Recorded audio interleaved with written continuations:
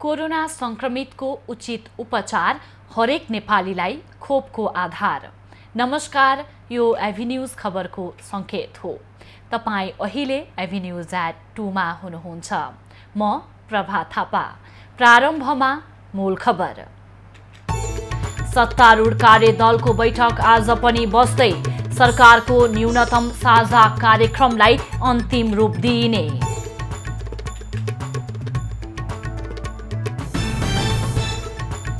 प्रदेश सभा सदस्यहरूलाई आफैले गरेको कारबाहीका कारण कर्णाली प्रदेशमा एमालेको बहुमत गुम्यो। मुख्यमन्त्री बन्ने कणेलको सपना फेरि असफल। जोखिमयुक्त घरमा नबस्न नगरवासीलाई मेलम्ची नगरपालिकाको आग्रह। घाँस, बास र स्वास्थ्य उपचारको अभाव हुन नदिने प्रतिबद्धता। अफगानिस्तानका रक्षा मन्त्रीको काबुल स्थित घरमा आक्रमण, 4 जनाको मृत्यु।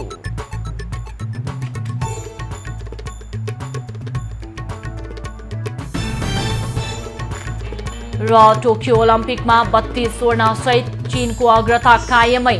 25 स्वर्ण सहित अमेरिका दोस्रो र 19 स्वर्ण सहित जापान तेस्रो स्थानमा। दर्शकवृन्द, नेपाली राष्ट्रिय क्रिकेटका सफल खेलाडी पारस खड्काले अन्तर्राष्ट्रिय क्रिकेटबाट सन्यासको घोषणा गरेका छन् र उनले पत्रकार सम्मेलनको आयोजना गरेका छन्। अब लागौं सोही पत्रकार सम्मेलनतर्फ।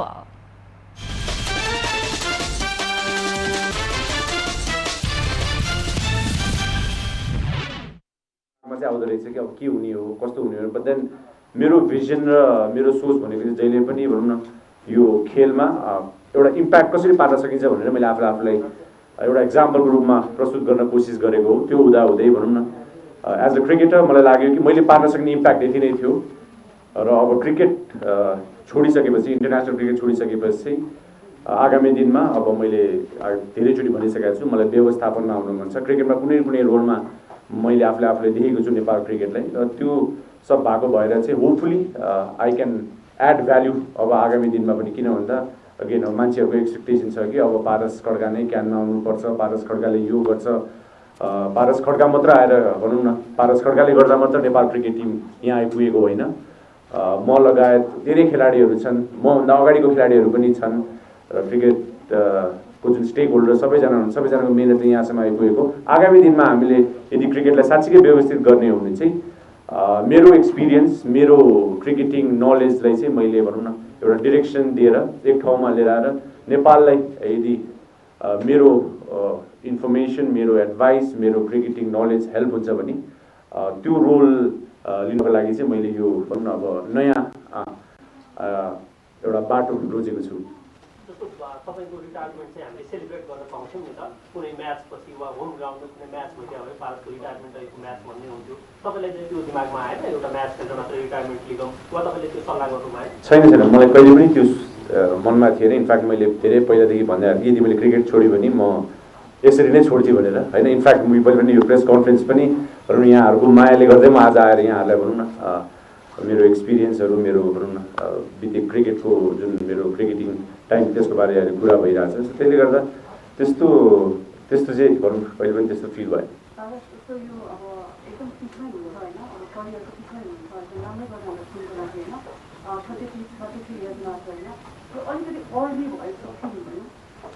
मलाई फिल भएको छैन। मेरो एज 33 होला, तर नेपाल क्रिकेटमा जसरी म इन्भल्भ भएको छु आई थिङ्क म 50 लागिसकेँ मेन्टली। किन भन्दाखेरि अब धेरै भनौँ न कडा परिश्रम, धेरै सोच, धेरै भनौँ न त्यो के भन्छ डिटर्मिनेसन, धेरै शब्दहरू छन् जुन भनौँ न जसको मिश्रणले म आफूले भनौँ न अब एउटा इक्जाम्पलको रूपमा मैले कोसिस गरेको हो। मैले कोसिस गर्दा भनौँ नेपाल क्रिकेट टिमबाट धेरै कुरा पाएँ, एज अ क्रिकेटर पनि, एज अ क्याप्टेन पनि, एज अ कलिग पनि भनौँ न। अब त्यसले गर्दाखेरि अब more than too early I think it's about what's next भन्ने कुरा हो। र म चाहिँ एक्साइटेड आगामी दिनको लागि किन छु भन्दाखेरि एज अ क्रिकेटर पनि मैले जहिले पनि च्यालेन्जेस हुँदाखेरि एक्सेल गर्थेँ कि होइन चाँडै 2 विकेट गयो भने होइन त्यो रन हान्न झन् मजा आउँथ्यो। अब त्यो भन्दैमा चाँडो विकेट जाओस् भन्ने पनि थिएन होइन। तर त्यो सब हुँदाहुँदै पनि अब भनौँ न अब हाफ चान्स क्रिएट गर्नको लागि या भनौँ न अब प्रेसर सिचुएसनमा आफूले जहिले पनि सानोदेखि नै त्यो सिचुएसनमा I think I somehow try to do my best. त्यसले गर्दा त्यो च्यालेन्ज एक्सेप्ट गर्दा गर्दा आज यहाँसम्म आइपुग्यो। त्यसले गर्दा अब यो अन फिल्ड क्रिकेटिङ जर्नी जुन इन्टरनेसनल क्रिकेट छ त्यो चाहिँ सकिएको छ। आगामी दिनमा चाहिँ होपफुली मैले भने नि अब सजिलो हुने छैन बाटो, तर त्यो भन्दा भन्दै पनि मैले जसरी यतिजनाले यति धेरै माया गर्नु भएको छ, आइएम स्योर आगामी दिनमा यहाँले यतिकै सपोर्ट गर्नुहुन्छ र यहाँ लगायत अरू क्रिकेट र खेलकुद सम्बन्धी सम्पूर्ण निकायले चाहिँ म लगायत नेपाल क्रिकेटलाई राम्रो जसले पनि गर्ने सोच्नुहुन्छ उहाँहरूलाई सपोर्ट गर्नुहुन्छ भने मलाई लाग्छ नेपाल क्रिकेट अझ माथिल्लो स्थानमा पुग्न सक्नेछ।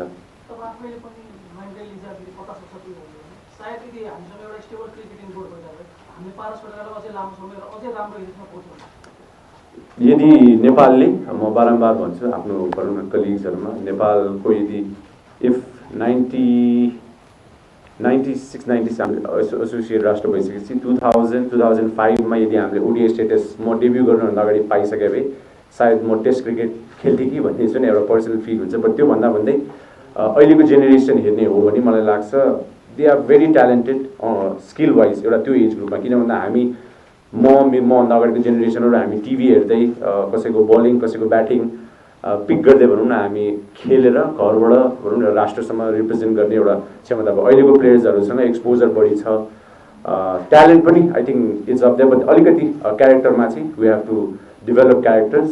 त्यो स्ट्रङ क्यारेक्टर्सहरू हामीले टिमलाई एउटा सिस्टमबाट डेभलप गरेर उहाँहरूलाई पुस गर्ने हो नि आई थिङ्क रिजल्ट्स ल्याउन किन सजिलो हुनेछ। किन भन्दाखेरि हाम्रो एजमा भन्दा अहिलेको एजको क्रिकेटर्सहरूको धेरै भनौँ न इन्फर्मेसन र एक्सेस भएको भएर पोटेन्सियल धेरै छ कि उहाँले धेरै राम्रो गर्न सक्ने। अब मेरो लागि चाहिँ अगेन अब राम्रो सिस्टम भइदिए के हुन्थ्यो भनेर I think this is something where I think I won't be able to answer. किन भन्दाखेरि it's something it's already ended. तर जिम्मेवारी मेरो के छ भने अहिलेको युवा पुस्ता जुन छन् उहाँहरूको लागि भनौँ न जस्तो मैले जस्तो मेरो सपना हो नेपाल टेस्ट स्टेटस पाओस् भन्ने हो। त्यो टेस्ट स्टेटस पाउनको लागि अब मेरो सपनाले मात्र हुँदैन, टिमको मेहनतले मात्र हुँदैन। हामी सबैले थाहा नै छ टेस्ट स्टेटस भनेको धेरै मेहनत चाहिन्छ। अन फिल्ड पर्फर्मेन्स त आफ्नो ठाउँमा छ, त्यो बाहेकको अफ फिल्डको जुन स्ट्रक्चर छ त्यसलाई पनि हामीले सम्हाल्नुपर्ने एकदम जरुरी छ। त्यो भएको भएर चाहिँ अर्को जेनेरेसन या मेरो लाइफ टाइममा चाहिँ I want to see Nepal become a test playing country. र त्यसको लागि मैले भने नि भोलि गएर मेरो भूमिकाहरू धेरै हुनसक्छ। त्यो भूमिका चाहिँ म बाँधिन कोसिस गर्नेछु। बट अगेन मेरो पर्फर्मेन्स भन्दा पनि it has to be Nepal टिमको पर्फर्मेन्स। एउटा इन्डिभिजुअल लाई माथि राखेर हामीले हेर्नुपर्छ। यो टिम स्पोर्ट हो र जबसम्म नेपाल जित्छ त्यही नै हाम्रो लागि भनौँ न हामी सबैको लागि खुसी हुने क्षण हुनेछ। तपाईँले बारम्बार क्यानमा आउने भनेर भन्नुभयो, तपाईँले खास क्यानमा किन आउन चाहनुभएको? Why you want to come in CAN? म 2009मा क्याप्टेन भएँ राष्ट्रिय टिमको र 2009मा क्याप्टेन भइसकेपछि लगभग 1-1.5 वर्षपछि त्यो क्याप्टेन भइसक्यो। त्यो पोजिसनको इम्पोर्टेन्स फिल भएर त्यो पोजिसनबाट के गर्न सकिन्छ भन्ने भनौँ न एउटा आफूलाई पनि एउटा आइडिया भयो। त्यसले गर्दा मलाई लाग्यो कि मेबी भोलि गएर क्रिकेट सङ्घमा कुनै न कुनै भूमिकामा आउन सक्यो भने मलाई लाग्छ। किनकि म क्रिकेट फिल्डसँग आबद्ध भएको भएर अब खेलाडी खेल जीवन इन्टरनेसनल खेल जीवन सकिसकेपछि आगामी दिनमा के गर्ने भन्दाखेरि क्रिकेट व्यवस्थापनमा आउनको लागि चाहिँ मैले भने नि म भोलि गएर क्रिकेट सङ्घको पदाधिकारी हुँला या क्रिकेट सङ्घको कोषाध्यक्ष होला, अध्यक्ष होला, whatever. But then again त्यो म मात्र भएर हुँदैन। अहिले क्रिकेटको स्टेक होल्डर जो हुनुहुन्छ उहाँहरूले पनि भनौँ न उत्तिकै जिम्मेवारी लिनुपर्ने छ। र त्यो बाटो कठिन पनि छ सजिलो पनि छ एक तरिकाले। किन भन्दाखेरि अब सबैजना क्रिकेट सङ्घमा आएर क्रिकेट अगाडि बढाउने भनेर एउटा राम्रो स्ट्राटेजी लिएर अगाडि बढ्ने हो भने मलाई लाग्छ धेरै कुराहरू अचिभ गर्न सकिन्छ। अब सबैले मैले भनेकै कुरा हुनुपर्छ भन्ने पनि छैन, त्यसमा वाद विवाद हुनसक्छ, कति कुराहरू ठिक हुन सक्छन्, कति कुरा बेठिक हुन सक्छन्। खेलले पनि मलाई त्यही सिकाएको छ कि कति पोइन्टमा भनौँ न we made so many right decision र सो मेनी रङ डिसिजन। सबैले मलाई भन्नुहुन्छ हामीले विश्वकप खेल्यौँ, ओडिआई स्टेटस पायौँ, तर हामीले विश्वकप पनि त हार्यौँ त। किन भन्दा जुन विश्वकपको अपर्च्युनिटिजहरू हामीले लुज गऱ्यौँ त्यो सबभन्दा दुःख मलाई नै लागेको छ एज अ क्रिकेटर कि हामी किन पुग्न सकेनौँ भन्दाखेरि बिकज हामी त्यो जुन घरबाट खेतबाट भनौँ न गाउँबाट आफ्नो सहरबाट खेल्दै आएर जुन एउटा भनौँ न क्रिकेटिङ इन्भाइरोमेन्टमा हुर्केर हामी क्रिकेट खेल्यौँ त्यो क्रिकेटले मलाई लाग्छ त्यो लेभलसम्म मात्रै पुर्याउन सक्थ्यो। त्यसले गर्दा पनि भनौँ न अब ओडिआई स्टेटस छ, तर नेक्स्ट लेभलमा पुग्नको लागि चाहिँ जुन व्यवस्थापन छ, व्यवस्थापनले चाहिँ सपोर्ट गर्ने हो भने यो ट्यालेन्टेड प्लेयर्सहरूलाई व्यवस्थापनले अलिकति सपोर्ट गर्ने मलाई लाग्छ रिजल्ट चाहिँ आगामी दिनमा अझ राम्रो हुनेछ।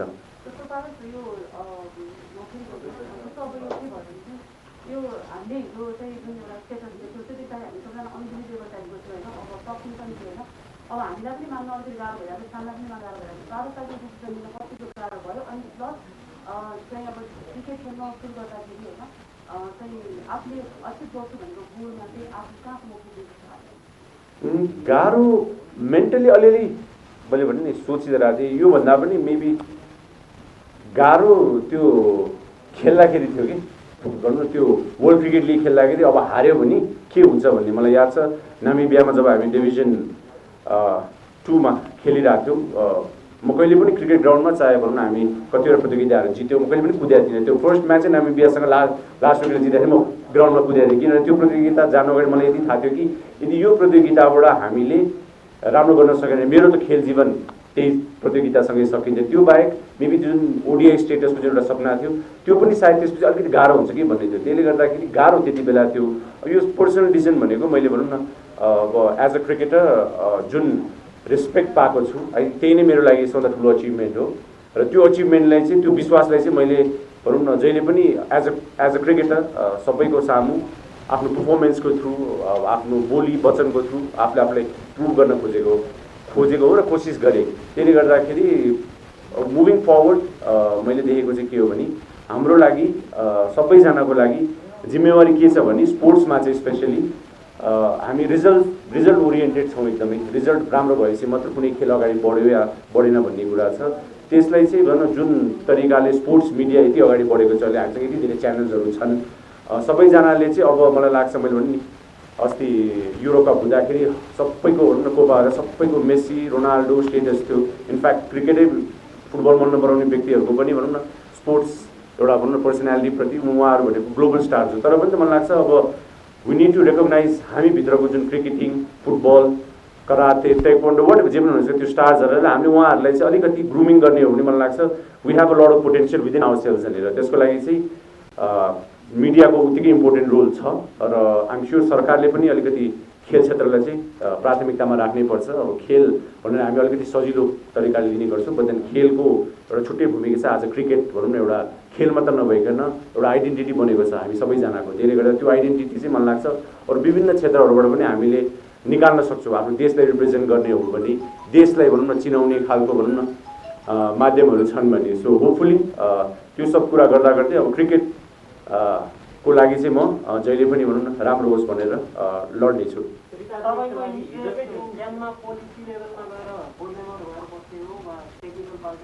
आई हेभन डिसाइडेड यो कुरा होइन। इनफ्याक्ट मैले भने अब कति मान्छेले भन्नुभयो ठ्याक्क 2 वर्ष चुनाव छ जो विधानअनुसार इन्टरनेसनल क्रिकेटरले भनौँ न 2 वर्ष छोडिसकेपछि मात्र क्यानमा आउने भनौँ न जुन प्रोभिजन छ, प्लस अहिले त अब धेरै अपर्च्युनिटिजहरू छ एज अ फास्ट क्रिकेटर भनौँ न कमेन्ट्री हुन सक्ला, संसारभरि लिगहरू छन्, भोलि कोचिङको अपर्च्युनिटिजहरू हुनसक्छ। त्यसले गर्दा अब मेरो भूमिका भनेको क्रिकेट खेलमा जसरी पनि हुनेछ, भोलि गएर एज एन एडमिनिस्ट्रेटर हुनसक्छ। अब कोचिङ इज समथिङ वेयर भनौँ न अब क्रिकेट यति वर्ष खेलेको भएर चाहिँ कोचिङ गर्न सकिन्छ, बट कोचिङ गर्नको लागि पनि लेभल 1 लेभल 2 भन्ने जुन क्वालिफिकेसन प्रोसेसहरू छ त्यो पनि सिक्नु पनि एकदम जरुरी छ। त्यसले गर्दा एउटा राम्रो खेलाडी भयो भने राम्रो व्यवस्थापक हुन्छ भन्ने ग्यारेन्टी चाहिँ छैन र काम गर्नु पर्यो। त्यो काम गर्दै जाँदा भनौँ न मेरो इच्छा भनेको नेपालमा चारैतिर क्रिकेट फैलियोस्, स्कुल कलेज जुन हाम्रो जिल्ला प्रदेशको जुन हाम्रो विभिन्न तहहरू छ त्यो तहहरूमा चाहिँ क्रिकेट एकदम रेगुलर तरिकाले एकदम व्यापक रूपमा क्रिकेट खेल प्रतियोगिताहरू होस् भन्ने मेरो चाहना हो। र त्यो प्रतियोगिताहरू हुनको लागि म एज अ कोच हुनसक्छ, एज अ व्यवस्थापक हुनसक्छ, क्यानमा आएर हुनसक्छ। इनफ्याक्ट कति मान्छेहरू क्यानमै नभएर कति धेरै काम गरिरहेछन्। त्यसले गर्दा अब सोच हुनु पऱ्यो क्रिकेटलाई राम्रो गर्छु भन्ने र त्यो क्रिकेटमा के गर्छु भनेर सोच लिएर अगाडि बढ्ने मलाई लाग्छ त्यो रोल्सहरू डिफ्रेन्ट हुनसक्छ आगामी दिनमा। अब अहिले भनौँ न as a former cricketer I am sure moving forward मलाई जुन अपर्च्युनिटिजहरू आउँछ त्यो अपर्च्युनिटी चाहिँ मैले कसरी लिने भन्ने कुरा हो। त्यो अपर्च्युनिटिजहरूलाई चाहिँ म सकेसम्म जसरी एज अ क्रिकेटर पुरा गरेँ अर्को रोललाई उत्तिकै जिम्मेवारीपूर्वक आफ्नो भनौँ रेस्पोन्सिबिलिटी पुरा गर्न कोसिस गर्नेछु।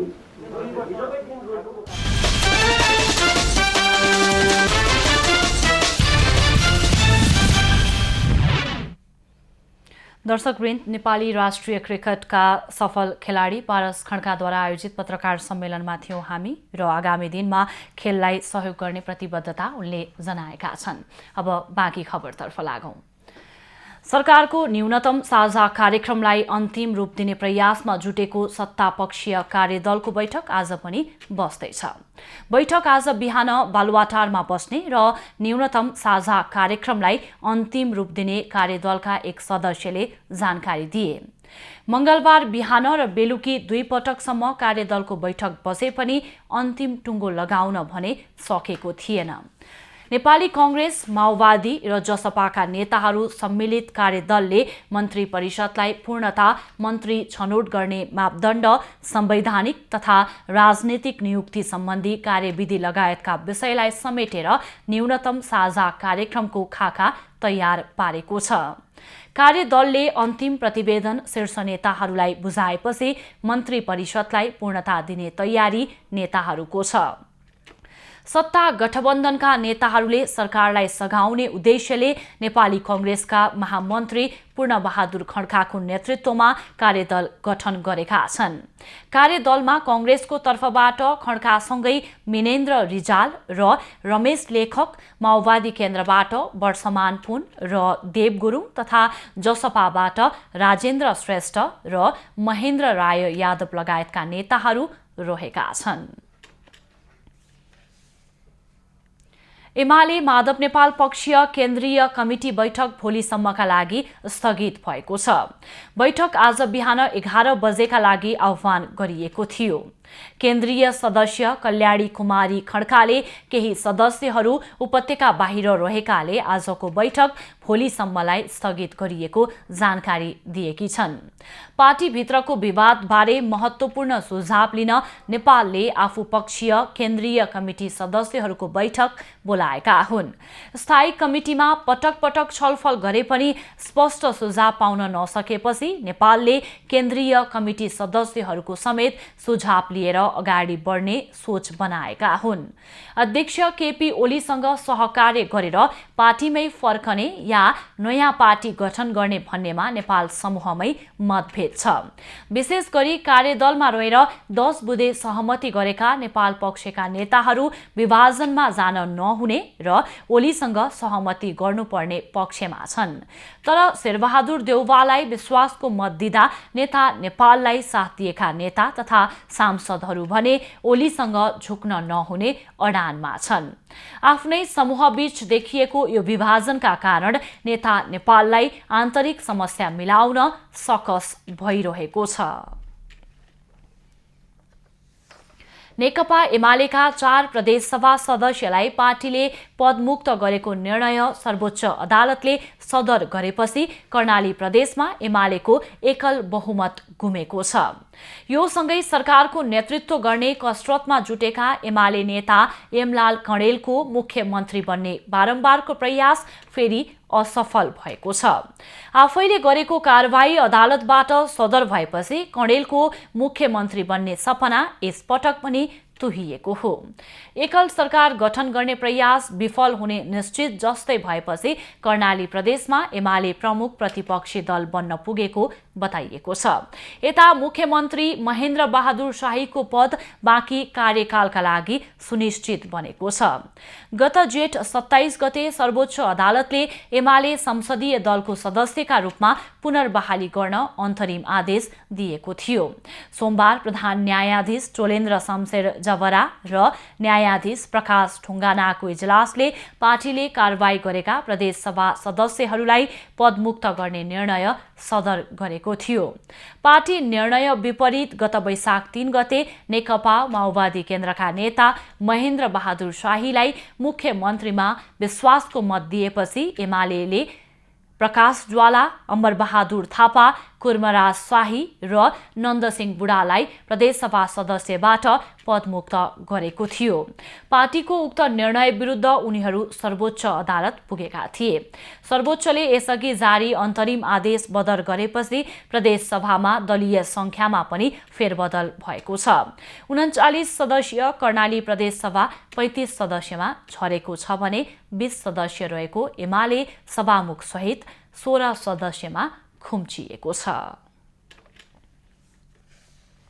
नेपाली कांग्रेसको पदाधिकारी तथा पूर्व पदाधिकारीको बैठक आज बस्दैछ। बैठकले पार्टी सभापति एवं प्रधानमन्त्री शेरबहादुर देउवाको निवास बुढानील कण्ठमा दिउँसो 3 बजे बस्नेछ। बैठकमा क्रियाशील सदस्यता विवादका कारण महाधिवेशनका लागि निम्तिएको असहज परिस्थितिबारे पनि छलफल हुने बताइएको छ। कांग्रेसमा क्रियाशील सदस्यता विवादले महाधिवेशन प्रभावित हुने देखिएको छ। गत शुक्रबार शीर्ष नेताहरूले बाँकी क्रियाशील सदस्यताको विवाद 5 दिनभित्र टुङ्गो लगाउने सहमति भएको थियो। तर शीर्ष नेताहरूले पनि क्रियाशील सदस्यताको विवाद टुङ्गो लगाउन सकेका छैनन्। यही विवादकै विषयमा हिजो पौडेल समूहले छुट्टै छलफल गरेर विवाद भएका ठाउँमा 13औं महाधिवेशनको क्रियाशील सदस्यतालाई मान्ने गरी 14औं अधिवेशनको प्रक्रिया थाल्नुपर्ने प्रस्ताव गरेको छ। भदौ 16 गतेदेखि 19 गतेसम्मका लागि तोकिएको नेपाली कांग्रेसको 14औं महाधिवेशन अनिश्चित बन्दै गएको छ। महाधिवेशनको मितिका विषयमा नेताहरूले आआफ्नै तर्क गर्ने गरेका छन्। तर आगामी महाधिवेशनबाट पार्टी नेतृत्वमा पुग्ने इच्छा राख्ने युवाहरूमा भने महाधिवेशन अनिश्चित बन्दा त्रास पैदा भएको छ। नेपाली कांग्रेसको 14औं महाधिवेशनको कार्यतालिका अनुसार काम हुन सकेको छैन। साउन 12 गते ओडा अधिवेशन सक्नुपर्नेमा अहिलेसम्म क्रियाशील सदस्यताको टुङ्गो लगाउन सकेको छैन। महाधिवेशन अनिश्चित बन्दै जाँदा आगामी महाधिवेशनबाट नेतृत्वमा पुग्न इच्छा राख्ने युवाहरू भने नेतृत्वप्रति आक्रोशित देखिन्छन्। तर केन्द्रीय समितिले यो वा त्यो बहानामा तोकेको मितिमा महाधिवेशन गर्न नसक्नु वर्तमान नेतृत्वको कमजोरी हो। भदौमा महाधिवेशन गर्न सकेन भने यसले धेरै ठुलो उथलपुथल पार्टीभित्र पनि पार्न सक्छ। त्यसकारण हुन्न भन्ने कुरै नगरौँ। समय नजिकिँदै गर्दा अधिवेशन हुने वा नहुने भन्ने विषयले सबैको ध्यान खिचेको छ। महाधिवेशन समयमा नै गराउनका लागि नेतृत्वलाई दबाव समेत परेको छ। अहिलेसम्म कांग्रेसको केन्द्रीय नेतृत्वमा नपुगेका नेताहरूले भने नेतृत्वले महाधिवेशन नगर्न अनेक बहाना बनाएको आरोप लगाएका छन्। संस्थापन पक्ष उहाँहरूले अलिकति गैर जिम्मेवारीपन जस्तो देखाउनु भएको छ। त्यसैको परिणाम मलाई लाग्छ समयमा अधिवेशन हुँदैन कि भन्ने अलिकति झझल्को र शङ्का देखिन थाले। पार्टीको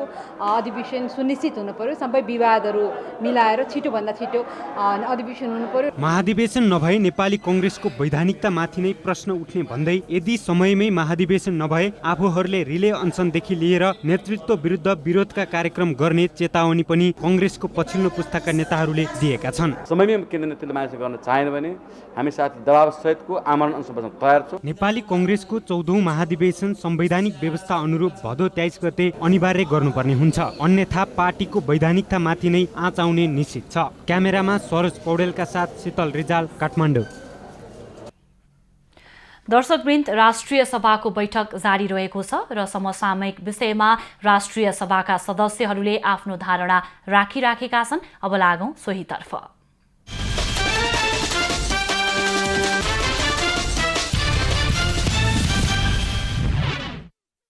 सरकारले गरेका सबै कामहरूलाई भत्काऊ सरकार। म चुनौती दिन चाहन्छु। धरहरा ओली सरकारले निर्माण गरेको धरहरा भत्काऊ सरकार, रानी पोखरी भत्काऊ सरकार। ओली सरकारले हिजो देखेका सबै सपना खारेज गर सरकार। अन्तर्राष्ट्रिय रूपमा ऐतिहासिक सन्धि सम्झौता गरेको थियो हिजो ओली सरकारले। छिमेकी राष्ट्रसँग गरेका ती ऐतिहासिक सम्झौताहरू खारेज गर सरकार। छ हिम्मत। म चुनौती दिन चाहन्छु। यो मुलुकलाई बदल्ने एउटा गेम चेन्जरका आयोजनाहरू, ठुला ठुला आयोजनाहरूले मुलुकको मुहार बदल्ने सपना नेपाली जनताले देखे। त्यही अनुसार ओली सरकारले त्यस्ता थुप्रै आयोजनाहरूलाई अगाडि बढायो। देशको मुहार बदल्ने सपना देख्यो। सुरुङ मार्गमा युग सुरुङ मार्गमा प्रवेश गर्यो। त्यो सुरुङ मार्ग भत्काऊ सरकार। के अरे तराईलाई 4 लेनका बाटाहरूले, तराईको सदरमुकामलाई 4 लेनका बाटाहरूले जोड्ने गरी त्यस्ता मार्गहरू बन्दै थिए। ती मार्गहरू भत्काऊ सरकार। 4 लेनका 6 लेनका बाटाहरू बन्दै थिए। मदन भण्डारी राजमार्ग, त्यस्तै मध्य पहाडी हुलाकी मार्ग लगायतका मार्गहरू जुन बन्दै थिए तीव्र गतिमा, ती भत्काउ सरकार, अन्तर्राष्ट्रिय विमानस्थलहरू सम्पन्नताको चरणमा पुगेका थिए, ती सबै भत्काउ सरकार ओलीले देखेका जुन सपनाहरू थिए, जुन योजनाहरू थिए, जुन कामहरू थिए, यो सरकारलाई म भन्न चाहन्छु, यो परमादेशी सरकारलाई ती सबै आयोजनाहरू भत्काउ सरकार। यस्तै गरेर आज खोपका कुरा उठे, ओली नेतृत्वको सरकारले 1,31,00,000 खोपको सम्झौता गर्यो।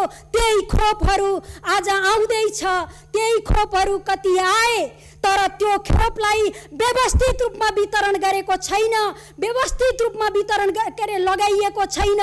काङ्ग्रेसका कार्यकर्ताको, काङ्ग्रेसका सभापतिहरूको घर घरमा खोप पुर्याएर लगाइएको छ। त्यसैले म भन्न चाहन्छु, सरकार अझै गर, यस्तै गर्दै जाऊ। काङ्ग्रेसका कार्यकर्ताहरूलाई, काङ्ग्रेसका नेताहरूलाई घर घरमा लगेर खोप लगाऊ सरकार। यस्तै गरेर पहुँचलाहरूलाई अझै खोप घर घरमा लगेर लगाऊ सरकार। तर निमुखाहरूलाई, सर्वसाधारणहरूलाई, गरिबहरूलाई 4 घण्टा 5 घण्टासम्म लाइनमा बस्दाखेरि पनि खोप लाउन नपाएर यतिकै घर फिर्ता भएको अवस्था छ। अझै गरिबहरूलाई, सर्वसाधारण जनताहरूलाई अझै शास्ति देऊ सरकार। सरकार जनताप्रति कति जिम्मेवार छ? सरकार बनेको, यो परमादेशी सरकार बनेको लगभग 1 महिना हुन लाग्यो, आज पनि मन्त्री परिषद विस्तार हुन सकेको छैन। म भन्न चाहन्छु, यो सरकारलाई होटेलमा बस, मोलमलाई गर, अझ भागबण्ड गर। यो देशलाई लुट्नका निम्ति, यो देशलाई लुट्नका निम्ति भागबण्डको मिलान गर। मन्त्री परिषद विस्तार गर्ने अझै बेला भएको छैन। त्यसैले म यही कुरा यो परमादेशी सरकारलाई राख्न चाहन्छु। धन्यवाद। माननीय रमेश जङ रायमाझी, समय 10 मिनट। सम्माननीय अध्यक्ष महोदय, सदनमा निकै दिनदेखि यो परमादेश सरकारको कुराहरू चर्चा भइरहेको छ माननीय अध्यक्ष महोदय। तर विगतमा communist party Nepal communist party एमालेका अध्यक्ष केपी शर्मा ओली सत्तामा हुँदाखेरि राष्ट्रिय सभाको गरिमा अर्कै छ। गरिमा राष्ट्रिय सभामा गरिमा राखेर बोल्नुपर्छ माननीयज्यूहरूले भन्ने शब्दहरू सुनिन्थ्यो। तर प्रतिपक्षमा गइसकेपछि त्यो शब्दहरू उहाँले डिक्सनरीबाट मेट्नु भएछ जस्तो मलाई लाग्छ। सम्माननीय अध्यक्ष महोदय, सम्माननीय राष्ट्रपतिज्यूको विषयमा पनि कुरा उठ्यो। सम्माननीय राष्ट्रपतिज्यूलाई हामीले के व्यवस्था गरेका छौँ भने संविधान अनुसार हाम्रो संरक्षक, हाम्रो अभिभावक, हाम्रो गार्जियनको रूपमा मात्रै देखेका छौँ हामीले। कुनै पार्टीको, कुनै विशेष पार्टीको मान्छे बनाउन कसैले खोज्छ भने पहिले राष्ट्रपतिले आफ्नो पदबाट राजीनामा गर्नु पर्यो र उहाँ कुन पार्टीमा राजनीति गर्नुहुन्छ गरे हामीलाई स्वीकार्य छ। नेपालको संविधान संशोधन गर्नु पऱ्यो भने हामी तयार छौँ। तर राष्ट्रपति जस्तो जिम्मेवारी पदमा बसेपछि, राष्ट्रपति जस्तो गरिमा बसेपछि सबै प्रधानमन्त्री, सबै संसदसँग, सबै जनतासँग एउटै धारणा, एउटै विचार राख्न सक्नुपर्छ, एउटै दृष्टिकोण राख्न सक्नुपर्छ सम्माननीय अध्यक्ष महोदय। त्यसकारण राष्ट्रपतिले गरेका व्यवहारहरू हाम्रो परम्परा र संस्कृति कहिलेकाहीँ भन्ने गर्छौँ हामी सौतनी व्यवहार। केपी शर्मा ओलीको सरकारसँग गरेको व्यवहार, प्रधानमन्त्रीसँग गरेको व्यवहार र हाम्रो वर्तमान सरकारका प्रधानमन्त्री शेरबहादुर देउवासँग गरेको व्यवहार हामीले स्वयं देखेका कारणले हामीले राष्ट्रपतिलाई सच्चिनको लागि आग्रह गरेका हौँ। यहाँ कसैका आमा दिदीबहिनी छन् कि छैनन् भन्ने शब्द पनि प्रयोग भए। आमा दिदीबहिनीको शब्द होइन, यहाँ हामीले सम्मानित गर्न खोजेको राष्ट्रपतिलाई। हामीले आमा सबैलाई, दिदीबहिनीलाई, सबै नागरिकलाई सम्मान गर्छौँ। तर यो त्यस्तो शब्दहरू यो सदनमा उठ्नु हुँदैन थियो भन्ने मलाई लाग्छ सम्माननीय अध्यक्ष महोदय। र हामीले यो निर्दलीयताको सरकार भन्ने पनि कुरा आयो। कसरी बन्यो निर्दलीयता? के कारणले बन्यो?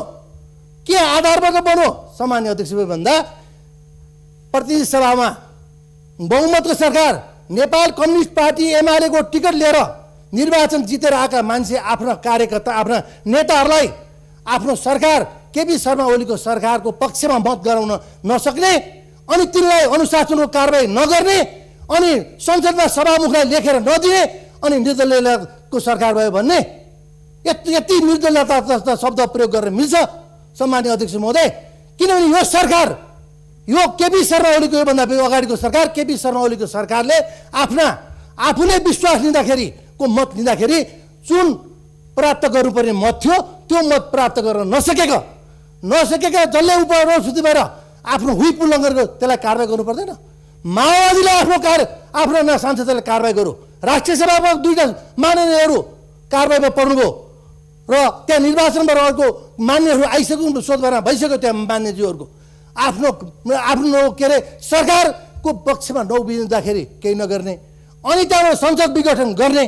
संसद विघटन गरेपछि सर्वोच्च अदालतले संसद तिमीले विघटन गर्ने अवस्था छैन, तिमी संसदमा गएर फेस गर, नयाँ सरकार बन्न सक्छ भनेपछि सम्झाइ बुझाइ गरेर पठाउँदा पनि फेरि पुनः गएर संसद विघटन गर्ने।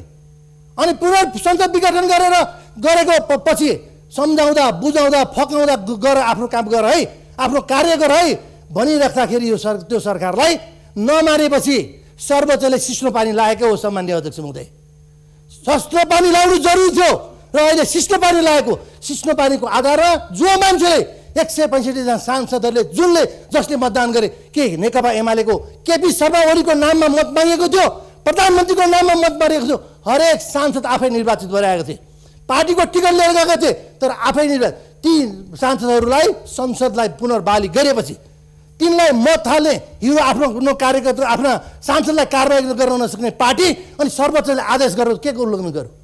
सर्वोच्चले आदेश गरो तिमीहरू बदमासी गरेको छ, बदमासी रोक्नु जरुरी थियो। हामीले सर्वोच्चलाई संविधानको व्याख्या गरेर दिएको होइन सम्माननीय अध्यक्ष महोदय? कि सर्वोच्चले आफै यो संविधान लेखेको? सर्वोच्चले संविधान लेखे, हामीले संविधान लेख्ने अनि संविधानमा व्यवस्था गरेको कुरा सर्वोच्चलाई परमादेशको सरकार भन्ने? तपाईँसँग अहिले पनि बहुमत छ भने परमादेशको सरकार हो भने त्यो सरकारलाई विस्थापित गरेर नयाँ सरकार बनाउनुहोस्। ल त हामी भन्न तयार छौँ, तर आफूसँग बहुमत छैन, आफूसँग निर्वाचित भएर आएको साथीहरू सबैलाई गुमाइसकेर आज कुन अवस्थामा पुगेको छ नेकपा एमालेको दल, त्यो आफूले पहिले एकपल्ट हेर्नु पर्यो सम्माननीय अध्यक्ष महोदय।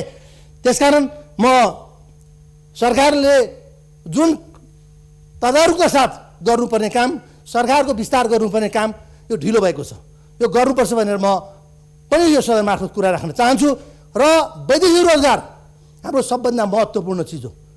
हामी विदेशमा जानेहरूले मान्छेले अहिले यो जोन्सन एन्ड जोन्सनको भ्याक्सिन नलाउँदाखेरि मान्यता दिएको छैन। लगभग 1 लाख मान्छेहरू विदेश जानलाई अहिले पर्खेर बसिरहेछन्। त्यसकारण यो हामीले ल्याएको 8 लाख के अरे 15 लाख भ्याक्सिन, अमेरिकाले दिएको भ्याक्सिन मध्ये हामीले खपत अहिले 8 लाख मात्रै गरेका छौँ। 7 लाख 8 लाख भ्याक्सिन अझै बाँकी छ। सुदूरपश्चिमले त 2000 मात्र 4000 मात्रै भ्याक्सिन अहिलेसम्म प्रयोग गरेको पाइयो। कर्णाली प्रदेशले 14000 मात्रै प्रयोग गरेको पाइयो। त्यो भ्याक्सिनहरू वैदेशिक रोजगारमा जानेहरूलाई सरकारले तुरुन्त व्यवस्था गरेर लाउने काम गरोस् भनेर माग गर्न चाहन्छु म सम्माननीय अध्यक्ष महोदय। र यो तुइनको कुरा आयो सम्माननीय अध्यक्ष महोदय, विगतमा केपी शर्मा ओली प्रधानमन्त्री हुँदाखेरि म 2 वर्षभित्रमा तुइन समाप्त गर्छु भन्नुभएको थियो। तुइन समाप्त भयो भनेर हामीले सदनमा यही कारणले सुनेको सम्माननीय अध्यक्ष महोदय, यही कारणले राम्ररी सुनेको, देशका जनताले राम्ररी सुनेछन्। अहिले यो राष्ट्रिय सभामा रेकर्ड भएका मान्यहरूले बोलेको कुराहरू र सामान्य तत्कालीन प्रधानमन्त्री केपी शर्माले ओलीको भाषा सुने पनि हुन्छ, भाषण सुने पनि हुन्छ। तुइन त सधैँको रहन्छ त सम्माननीय अध्यक्ष महोदय। अझै महाकालीमा 7वटा तुइन बाँकी रहेछ, मेरै पालामा सक्यो भनेर यहाँ सुनेको हामीले। अनि त्यो तुइन काटिएर आज जयसिंह धामीको मृत्यु भयो। एकदम दुःखद कुरा हो यो हाम्रो जुन अहिले गृह मन्त्रालय तदारुकका साथ सरकारले देखाएको छ, यसको तुरुन्त छिटो छानबिन गरेर विवरण आओस् भनेर सरकारसँग माग गर्न चाहन्छु। र त्यसका खाएर झुट्टा कुराहरू, झुट्टा प्रचार गरेर हिजो पनि हामीलाई के भनिएको थियो भने सुखी नेपाली समृद्धि, के अरे समृद्धि, सुखी नेपाली समृद्धि नेपाल देख्यौँ नि हामीले, समृद्धि नेपाल। तुइन त बाँकी नै रहेछ, तुइनसम्म समाप्त भएको रहेछ अहिलेसम्म हेर्दाखेरि। अनि बकाइनेको रुख देखाएर यो सालको गाछी हो भन्ने, यो अग्रजको रुखको गाछी हो भने बकाइनेको रुख देखाएर सम्मानित अध्यक्ष महोदय। त्यसकारण पनि विगतको सरकारहरूले गरेको गल्ती अहिले 1 महिना पनि भएको छैन सरकार गठन भएको। यो सरकारले सबै सकिहाल्यो भन्ने नै लाग्छ। 3.5 वर्ष सरकार चलाउँदाखेरि गरेका गल्तीहरू लुकाउनलाई अहिले सरकारलाई आक्रमण गर्ने बेला भएको छ। यो सरकारलाई आक्रमण गर्ने बेला भएको छैन सामान्य अध्यक्ष महोदय। त्यसकारण म आग्रह गर्न चाहन्छु यो राष्ट्रिय सभाको संसदबाट सबै देशभरिका जनताले सुन्ने गरी भन्न चाहन्छु यो सरकारको हनीमुन डेजसम्म प्रतिपक्षहरूले पर्खेर बस्नुहोस्। यो सरकारले राम्रो काम गरेन भने आलोचना गर्नुहोस्। तपाईँहरूले यो सरकारले गलत काम गर्यो भने भोलि फेरि सत्तामा तपाईँ नै पुग्ने हो। यो सरकारले गलत काम गरेर जनताले पत्याएन भने तपाईँहरू नै सत्तामा पुग्ने हो। त्यसकारण सम्मानित अध्यक्ष महोदय यो सरकार जनताप्रति उत्तरदायी हुनुपर्छ र हुन्छ भन्ने आधारबाट यो सरकार गठन भएको छ। त्यसकारण सम्मानित अध्यक्ष महोदय आज म यो अदालतको कुरो फेरि पनि दोहोऱ्याउन चाहन्छु। म अदालतमा मुद्दा गएपछि अदालतमा के गर्छ भने उसले स्टे अर्डर जारी गर्छ अथवा त्यसलाई स्टे अर्डर जारी गर्दैन। हामी अदालतमा गयौँ, माननीयज्यूहरू अदालत जानुभयो। माननीय अदालत पुगेपछि सर्वोच्चले एउटा फैसला गर्नुपर्ने जरुरी थियो कि थिएन? त्यतिखेर उहाँले भन्नुपर्छ नि हामी यो मुद्दामा भाग लिँदैनौँ भनेर।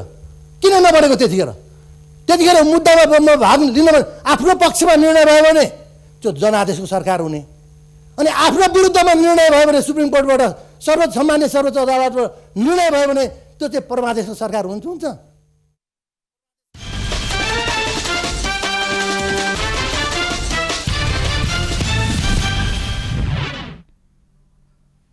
दर्शकवृन्द, राष्ट्रिय सभाको बैठकको प्रत्यक्ष प्रसारणमा थियौँ हामी। बैठक जारी रहेको छ। समसामयिक विषयका बारेमा प्रतिपक्षका सांसद त्यसै गरी सत्तापक्षका सांसदहरूले आफ्नो धारणा राखिरहेका छन्। प्रतिपक्षका सांसदले खोपको व्यवस्थापन फितलो रहेको भनेर टिप्पणी गरेका छन् र एक अर्काप्रति कटाक्ष गरिएको छ र बैठकमा दार्चुलाको ट्विन घटनाको बारेमा प्रश्न उठाइएको छ। तत्काल अनुसन्धान गर्न माग पनि गरिएको छ। खबरको सिलसिला अझै जारी छ, हामी सँगै रहनुहोला। युनाइटेड सिमेन्ट्स 53 ग्रेडको ओपीसी सिमेन्ट, सर्वाधिक पकड भएको cement. We will teach you to spread your wings and take a flight, as we will be the wind underneath your wings. At Global College, we'll make you not just locally, but globally ready and turn you into a globalite. Global College. Come, be a globalite.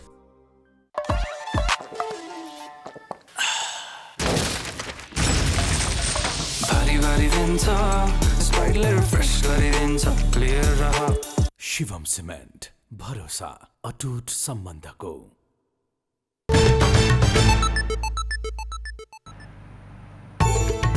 सत्तारूढ कार्यदलको बैठक आज पनि बस्दै सरकारको न्यूनतम साझा कार्यक्रमलाई अन्तिम रूप दिइने।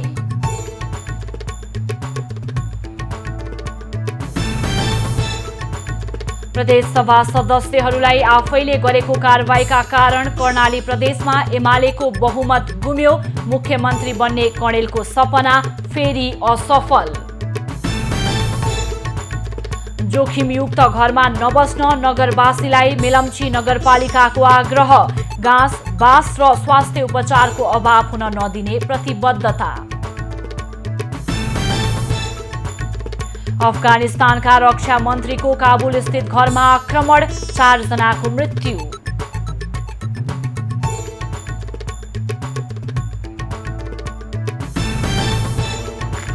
र टोकियो ओलम्पिकमा 32 स्वर्णसहित चीनको अग्रता कायमै। 25 स्वर्णसहित अमेरिका दोस्रो र 19 स्वर्णसहित जापान तेस्रो स्थानमा।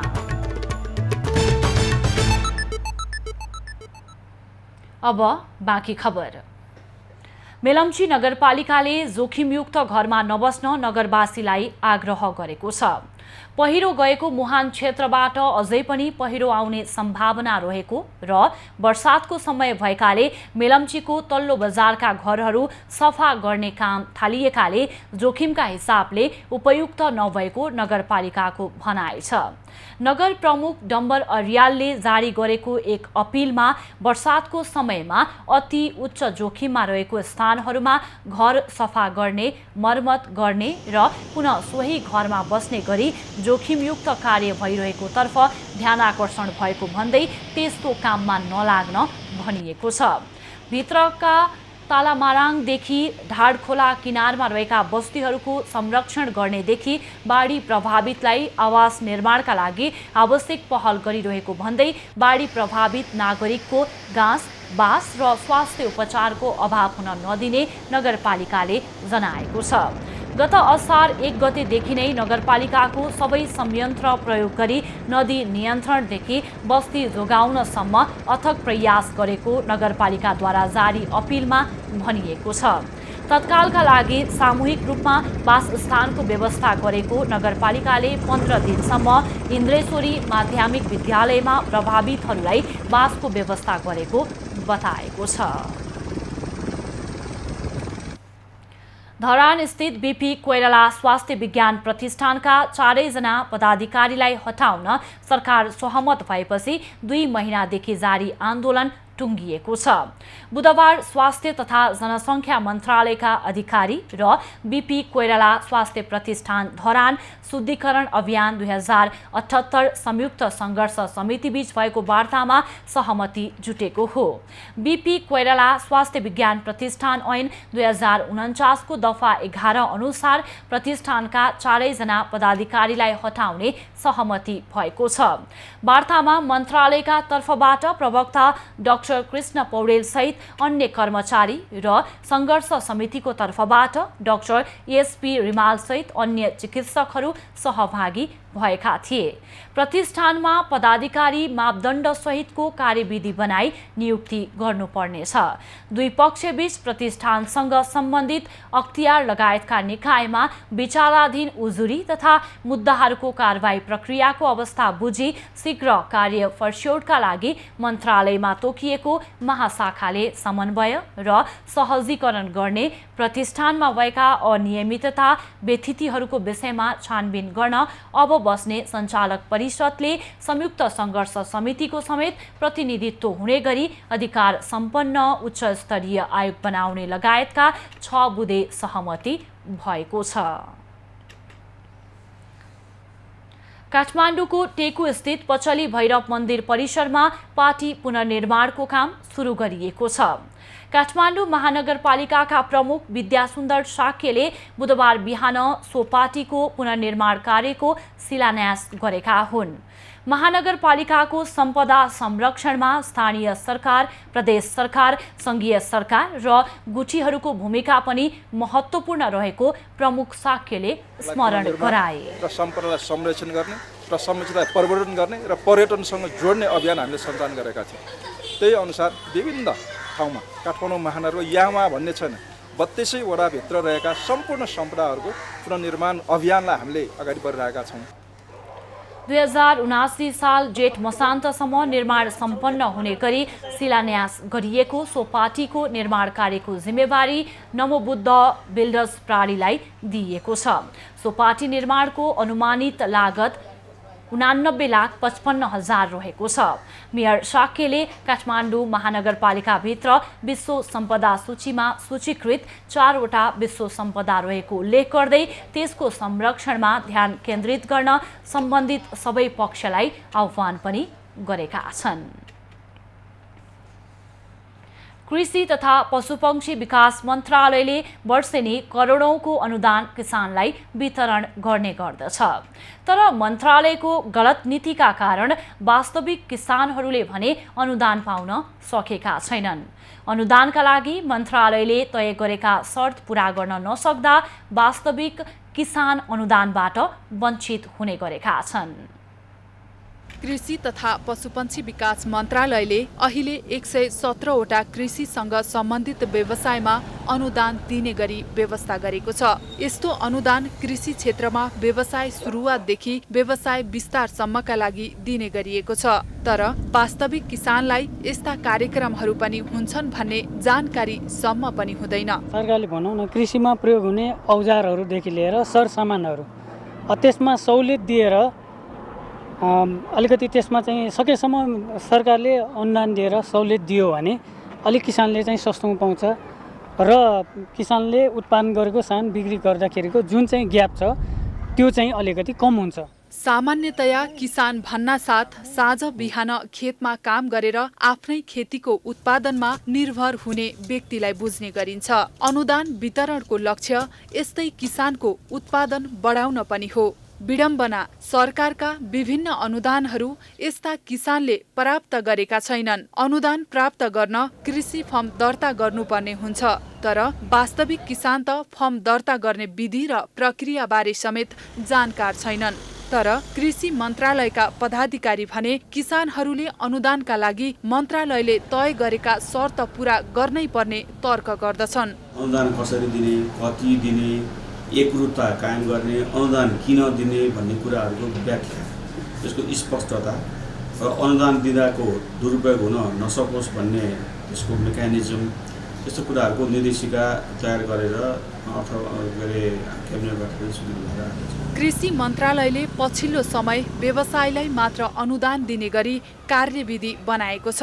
सोही अनुसार अनुदानका लागि फार्म र व्यवसाय स्थानीय तहमा दर्ता हुनुपर्छ। समीक्षा पोखरेल, काठमाडौँ।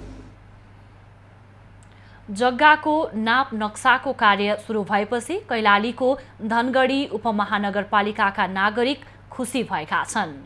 वर्षौंदेखि लालपूर्जा विहीन नागरिकहरू पछिल्लो समय धनगढी उपमहानगरपालिकाले नगर क्षेत्रभित्र रहेका जग्गाको नाप नक्सा कार्य सुरु गरेपछि खुसी भएका हुन्।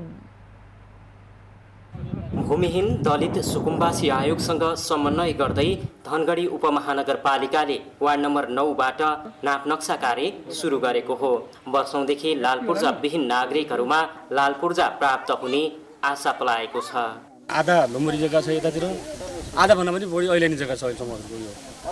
त्यसैले राम्रो कुरा छ, यो धेरै खुसी लाग्यो। समस्या थियो अहिलेसम्म ऐलानीमा बसेछौँ भनेर, अब हाम्रो जग्गा नम्बरी हुन्छ भनेर धेरै खुसी लाग्दैछ। उपमहानगरपालिकाको वार्ड नम्बर 9मा रहेको जग्गाको नाप नक्सा कार्य 2 हप्तामै सक्ने गरी काम भइरहेको छ। हामी 9 नम्बर वडाबाट सुरु गरिरहेछौँ।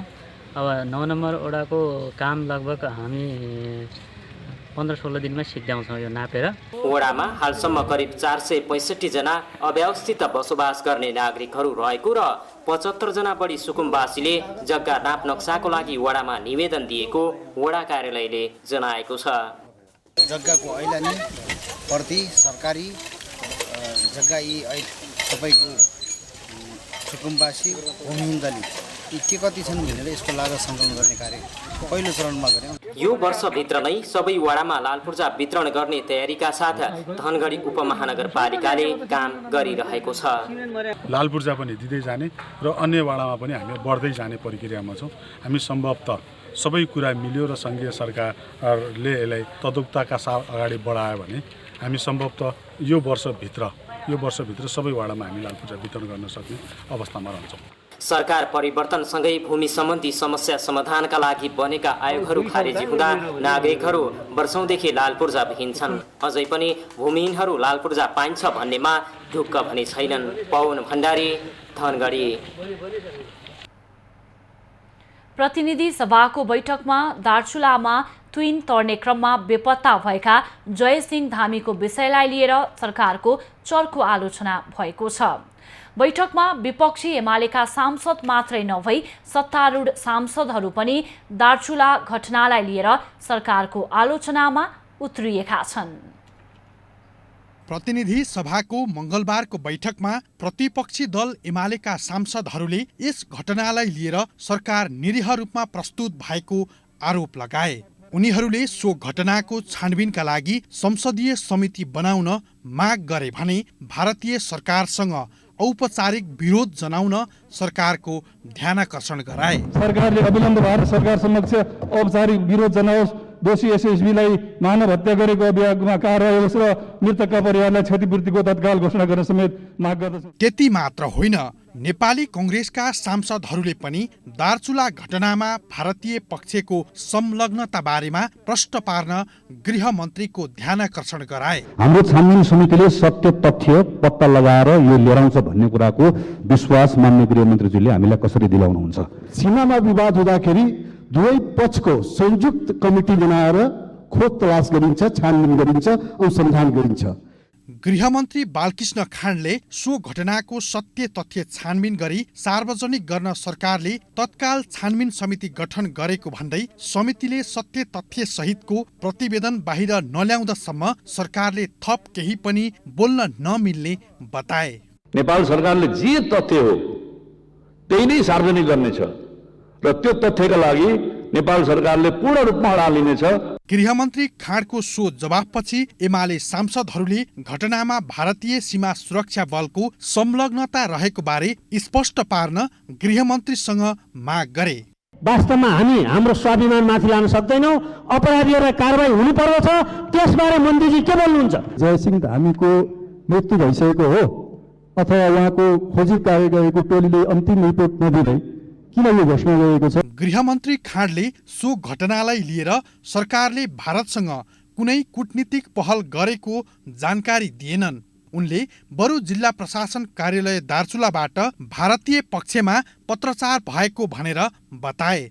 गृहमन्त्रीको उक्त प्रस्तुतिपछि एमालेका सांसदहरू उनीप्रति आक्रामक बनेका थिए। अब पालो एभिन्यूज एट मौसमको।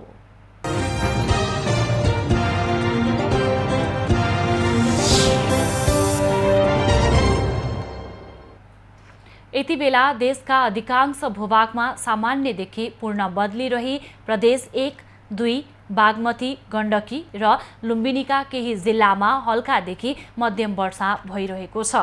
अपराह्नपछि प्रदेश 1, 2 र बागमती प्रदेशका थोरै स्थान तथा गण्डकी, लुम्बिनी र कर्णाली प्रदेशका 1-2 स्थानमा मेघ गर्जन र चट्याङसहित भारी वर्षाको सम्भावना रहेको जल तथा मौसम पूर्वानुमान महाशाखाले जनाएको छ।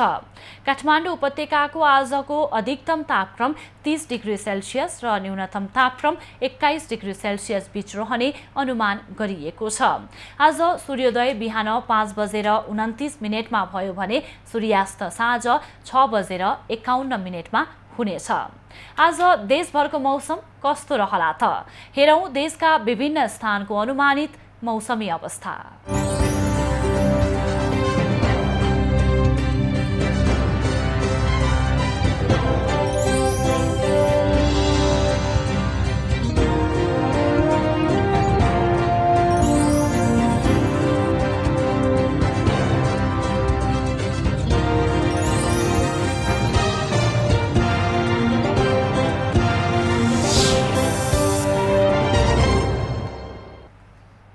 अहिलेलाई खबरको क्रम यति नै। एभिन्यूज खबरका यी सहित अन्य विस्तृत खबरका लागि www.avenews.tv लगअन गर्न सक्नुहुनेछ। युट्युब, फेसबुक र ट्विटरमा पनि हामीलाई फलो गर्न सकिनेछ। खबरभित्रको खबरका लागि हेर्दै रहनुहोला एभिन्यूज खबर। नमस्कार।